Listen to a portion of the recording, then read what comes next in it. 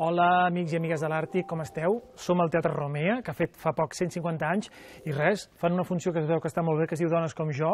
Aquest és l'espai on passa tota la funció, que és l'estudi d'un advocat que sembla que ha mort. És un estudi que té una mica aires dels anys 70, 80, està una mica de modè. Podeu veure, per exemple, que hi ha una màquina d'escriure que, malauradament, ja no en fem servir gaires. Aquí, l'Estea Teatre, cada dia, cada nit, fan la funció i expliquen aquesta història que a estones fa riure i a estones toca una mica la fibra de l'espectador. Je ne veux pas travailler, je ne veux pas déjeuner, je veux seulement oublier. El meu personatge és un arquitecte que s'ha quedat sense feina i no sap massa on és, ni on vol estar, ni on es refugia en un espai que li deixa una de les seves amigues i té com una necessitat de no veure ningú i aïllar-se una mica del món i de tothom. Jo vull estar en aquesta capsa, amagada durant un temps i tornar a aparèixer en un altre lloc amb un somriure. Vaig llegir un article que em va una miqueta inspirar, esperonar a fer aquesta obra, que era una mena de nova patologia o tendència psicològica a la fantasia de desaparèixer. De dir, ara no tinc ganes d'afrontar-me tot això. Ara em fa mandra portar tot aquest pes que em toca pel moment social i econòmic i també pel fet de ser dona, que també té uns extras, no? No ho sàpiga greu, però m'agradaria estar sola. No és just. Ja ho sé, però és el que hi ha. Ja m'heu salvat, m'heu animat, doncs ja podeu marxar tranquil·les. El meu personatge és una mestra sense alumnes perquè l'han fet fora de la feina. És una de les amigues que vol treure el personatge de l'arquitecte, l'Àgata, del seu tancament i acaba donant-se compte de les seves misèries. Sé que els trobaré a faltar. Els hi acabes agafant a feina. Algun me l'hagués follat i tot. I la crisi, com les posa al borde d'unes situacions, no? Molt real, molt per al dia d'avui, realment. Tothom es pot sentir reflectit. La coordinació que tenen entre elles, que és màgica, vull dir que no hi ha una altra companyia de dones a tot Espanya amb aquesta màgia, és fantàstica. Moment, Marta.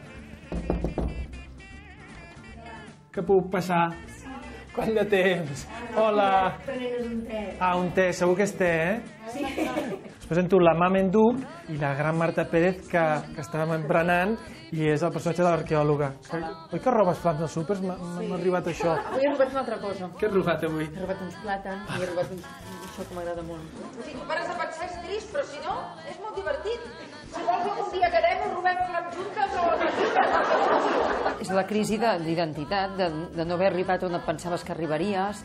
L'altra penso que és l'amistat. Com una està en crisi i les altres no la deixen que s'enfonsi del tot, no?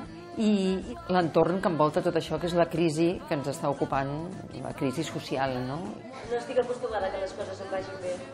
Tranquil·la, ja s'espatllaran. Una de les coses que hi ha molt és l'humor, el sentit de l'humor. Però el Pau Miró ens ha fet treballar molt també el drama d'aquesta història.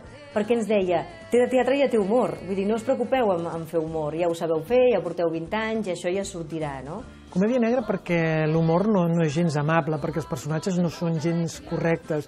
No és sucre, no és una comèdia amable. La gent riu molt, però per sota hi ha el drama i per sota també hi ha una mala llet. Per mi és com un trosset de la vida d'unes persones, com si miréssim per un foradet, com si xafardegéssim una mica, no? Per mi, del que més parla és de les relacions humanes, no? De les amistats, de tot, de les pors, de les angoixes, de les il·lusions, de que hi ha esperança, no? Un muntatge molt bonic, jo crec que és com un bombonet. Una muntanya russa de sentiments, no? Que passes del riure a l'emoció constantment. Això de la muntanya russa és molt femení. Rosa, Rosae, Rosa! A mi m'ha agradat molt que portin a la llum els problemes de la transparència de quan tens 50 anys, no? Quan arribes a aquesta edat que sembla que les dones es facin transparents, m'ha agradat molt. A les dones mai se sap el que pensen, ni com ho pensen, ni quan ho pensen. És una capsa tancada. Bé, no, és un fake, no estic llegint, només volia acomiadar-me de tots vosaltres. Espero que aneu al teatre, que a Barcelona sembla que la cosa està revifant, no deixeu d'anar al teatre, i un petó a la gent de l'Àrtic, no estigueu tan gelats, escolta. Adéu. Je veux l'amour, la joie, de la bonne humeur. Ce n'est pas votre argent qui fera mon bonheur. Moi je veux main sur le cœur. Allons ensemble découvrir ma liberté. Oubliez donc tous vos clichés. Arti, de dilluns a dijous a BTV.